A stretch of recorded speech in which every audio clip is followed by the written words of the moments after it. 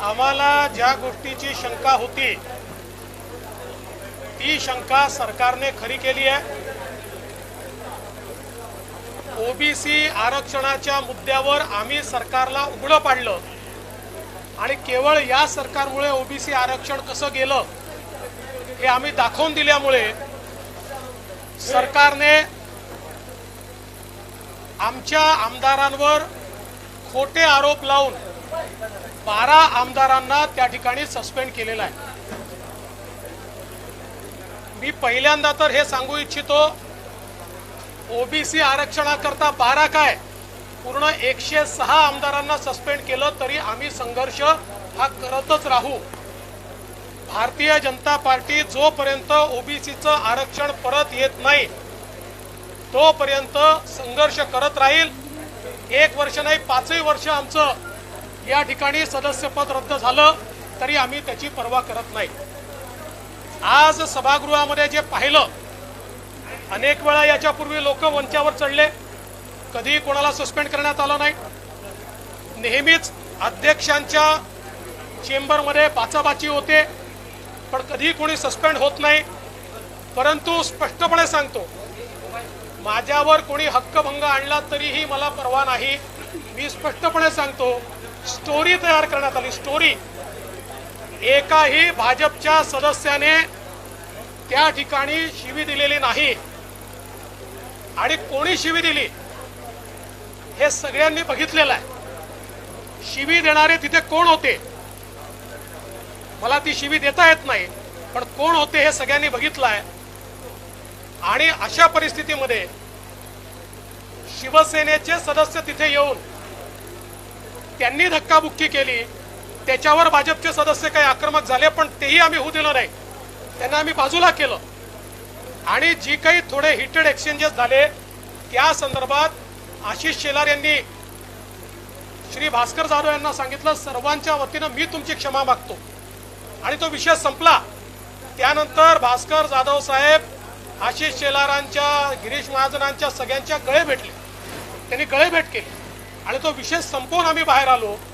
आणि त्यानंतर या सरकारच्या काही मंत्र्यांनी मिळून ही स्टोरी तयार केली, स्टोरी आमचे आमदार सस्पेंड करण्याकरता। कारण या ठिकाणी ओबीसीच्या संदर्भातही हे सरकार फेल झालं आहे आणि मराठा आरक्षणाच्या संदर्भातही हे सरकार फेल झालेलं आहे। आता मराठा आरक्षणाच्या संदर्भात एक केंद्र सरकारकडे ठराव पाठवण्याचा प्रयत्न यांचा चाललेला आहे।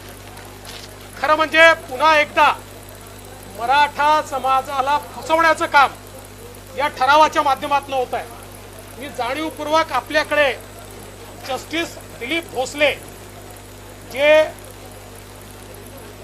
अलाहाबाद हायकोर्टाचे म्हणजे उत्तर प्रदेश हायकोर्टाचे चीफ जस्टिस होते, त्यांची कमिटी ठाकरे सरकारने तयार केली होती आणि याच्यामध्ये डरायस खंबाटा यांच्यासारखे माजी महाधिवक्ता आणि रफिक दादा यांच्यासारखे ज्येष्ठ विधिज्ञ होते आणि यांनी अतिशय स्पष्टपणे या ठिकाणी काय सांगितलेलं आहे ते आपण बघितलं पाहिजे।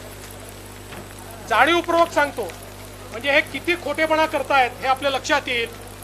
त्यांनी असं सांगितलं आहे, या कमिटीने सरकारच्या the only option that would be available to the state is to constitute a fresh commission for collecting data in the light of comments, observations made by the Supreme Court in the judgment and this report. On receipt of the report of fresh commission, the state will have to approach President of India or commission constituted under Article 338B seeking reservation for socially and educationally backward class of Maratha community. म्हणजे काय, justice भोसलेंनी काय सांगितलं, कमिटीने काय सांगितलं, यांनी सांगितलं की पहिल्यांदा राज्य सरकारला मागासवर्ग आयोग तयार करावा लागेल। सर्वोच्च न्यायालयाच्या निर्णयात ज्या गोष्टी दिल्या आहेत त्याच्यावरचा डेटा कलेक्ट करून ते कसं चुकीचं आहे याचा रिपोर्ट तयार करावा लागेल आणि मग तो रिपोर्ट हा राष्ट्रपतींकडे पाठवावा लागेल। आता यांचा ठराव म्हणजे कसा आहे, लग्न झालेलं नाही पण पोराचं नाव ठरवून पाठवलं आहे। लग्नच केलेलं नाही आहे पण पोराचं नाव ठरवून पाठवण्याचा हा प्रकार आहे। त्यामुळे अशा प्रकारचा छल हा मराठा समाजासोबत या ठरावाच्या माध्यमातून होतोय। मी पुन्हा एकदा सांगतो, जे जस्टिस भोसलेंनी सांगितलं, डराज खंबाटा साहेबांनी सांगितलं, रफिक दादा साहेबांनी सांगितलं, ती कारवाई केल्याशिवाय कितीही ठराव केंद्र सरकारकडे पाठवले तरीही आरक्षण हे कधीच मिळू शकत नाही।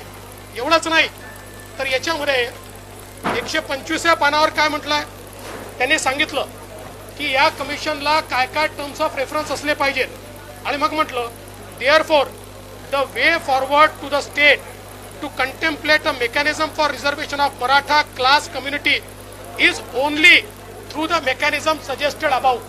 म्हणजे काय म्हटलं त्यांनी, बॅकवर्ड क्लास कमिशन करून त्यातनं पुन्हा रिपोर्ट तयार करणे हा एकमेव पर्याय आहे, हा एकमेव पर्याय आहे, इतर दुसरा पर्याय नाही। हे ठाकरे सरकारने तयार केलेलं कमिशन या ठिकाणी सांगताय आणि हे मात्र मराठा समाजाची दिशाभूल करण्याकरता या ठिकाणी प्रस्ताव आणतायत।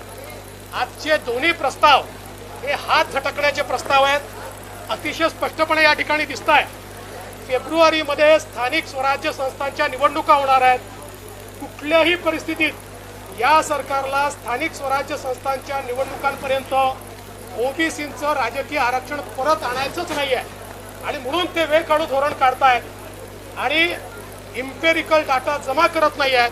त्यामुळे आजचे दोन्ही ठराव जे या सरकारने घेतलेले आहेत हे ओबीसी समाज आणि मराठा समाजाची दिशाभूल करून, वेळ काढून धोरण करून केवळ टोलवा टोलवी करणं अशा प्रकारचा हा उपद्व्याप हा या ठिकाणी झालेला दिसतोय। हिंदी में आज गंभीर आरोप लगाए गए, करने के आरोप लगाए गए। देखिए, आज जिस प्रकार से सभागृह में ओबीसी के संदर्भ में केंद्र सरकार डेटा दे इसका ठराव लाया गया और उसके ऊपर हमको बोलने नहीं दिया गया। उस समय हमारे कुछ लोग ऊपर चढ़े थे लेकिन उसके बाद वो सारे नीचे आए। इससे पहले कई बार ऐसी घटना हुई है, कभी किसी को सस्पेंड नहीं किया गया। बाद में हम सारे लोग अध्यक्ष जी के चेंबर में गए, वहां पर हमारी बातचीत हुई। शिवसेना के और रूलिंग पार्टी के कुछ एमएलए आए, हमारे भी एमएलए थे, वो आमने सामने आए तो हमने उनको दूर किया। कोई भी गाली बीजेपी के किसी भी सदस्य ने नहीं दी। गाली किसने दी हम सबने सुनी है, मैं यहाँ बोलना नहीं चाहता लेकिन हम सबने सुनी है किसने गाली दी है और ये सत्य बाहर भी आएगा। लेकिन उसके बाद जब बातचीत हुई, हमारे आशीष चेलार जी ने पीठासीन अधिकारी के साथ उनकी क्षमा याचना भी की, उनसे क्षमा भी मांगी। सब लोग गले मिले, अपने अपने रास्ते गए। उसके बाद केवल ओबीसी समाज के सामने इस सरकार का नकाब फट रहा है।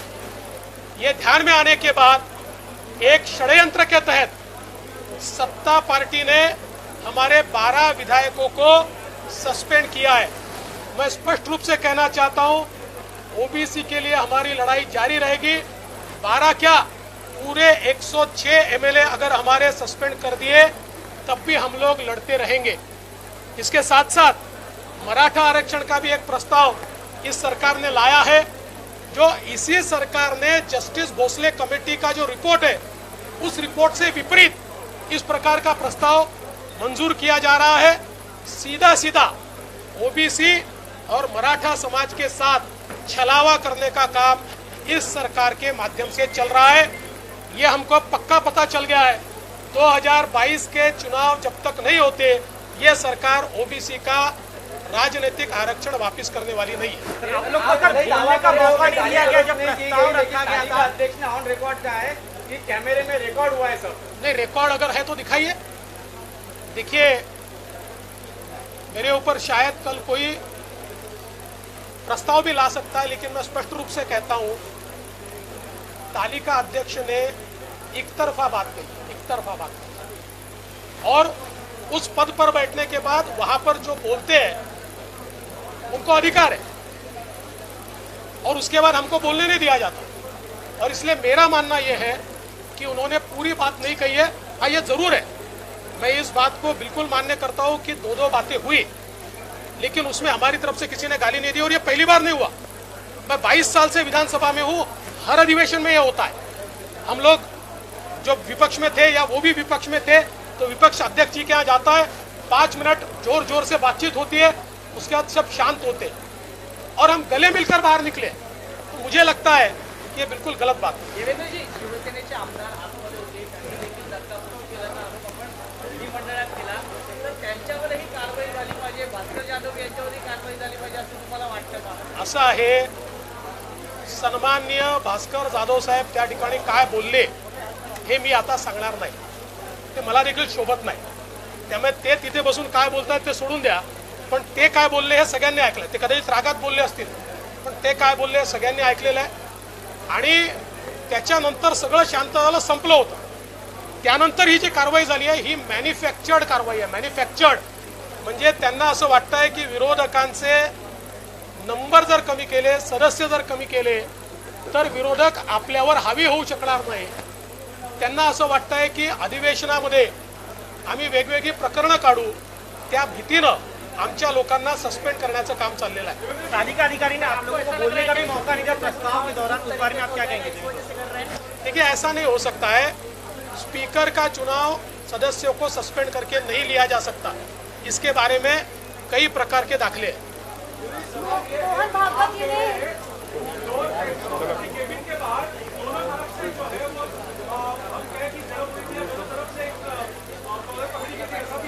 मैंने बिल्कुल नहीं कहा कॉलर पकड़े गए थे, ऐसा मैंने कभी नहीं कहा।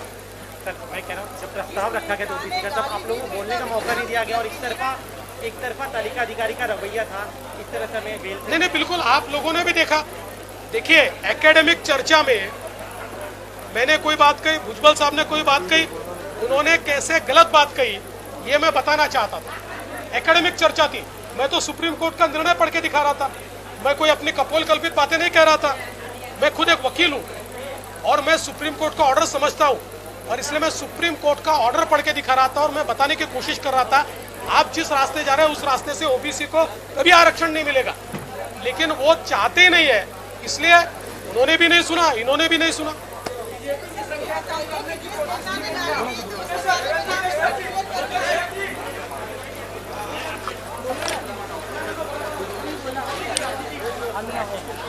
एग्जैक्टली ये रोल